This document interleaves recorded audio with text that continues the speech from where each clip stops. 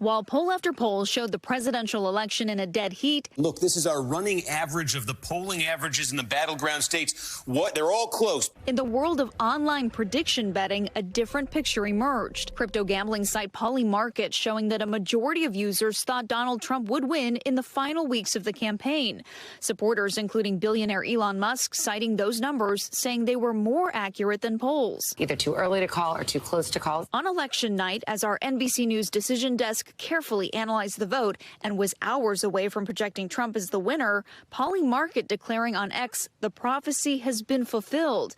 Shayne Coplan, the 26-year-old CEO of Polymarket, taking a victory lap on CNBC's Squawk Box. The thing that is undeniable was the night of the election, Polymarket was the first destination to basically convey that Trump had won. And it was a good 2-3 hours ahead of media. In a stunning turn, that CEO coming face-to-face with federal agents as they raided his New York City apartment Wednesday morning, seizing a cell phone and other electronics, according to a source familiar with the matter. Coplan, who was not arrested or charged, joking on X after the raid, "New phone, who dis?" A source tells NBC News it is not clear if Coplan or Polymarket is under investigation. Betting on elections was made legal in the U.S. for the first time in nearly a century this year, but only in markets regulated by the federal government, which means Polymarket is only legal for users outside the U.S.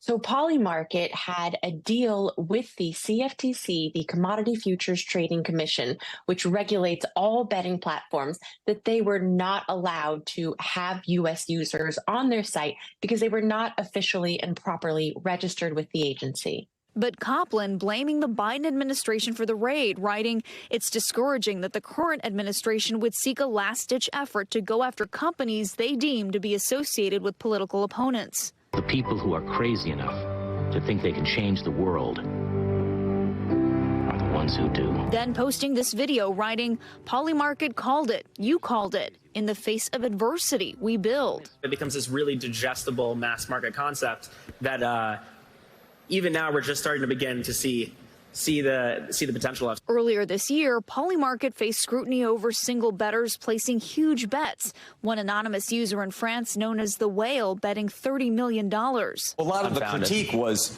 are people trying to manipulate the market? Right. Could one or two big whales, do something? There was obviously, you did your own investigation into this fellow from France, apparently. Yes. That Whale's final takeaway, an estimated more than $80 million in profits spread out across several accounts, according to the blockchain analysis firm Chain Analysis.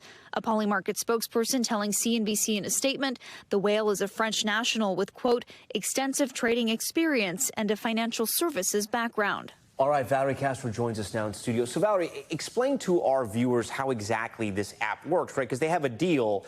Like, you have to be in another country to sort of use the app, but people might have a workaround here? Yes, and if that is found to be the case, our legal expert says Polymarket could be held liable if U.S. users have found a way to circumvent that security. They might be hiding or blocking or encrypting their location online to be able to access this site here. Essentially changing the location so they can then access the site even though they're in the U.S. Yes. Gotcha. All right, Valerie Castro for us. Valerie, we appreciate that. Thanks for watching. Stay updated about breaking news and top stories on the NBC News app or follow us on social media.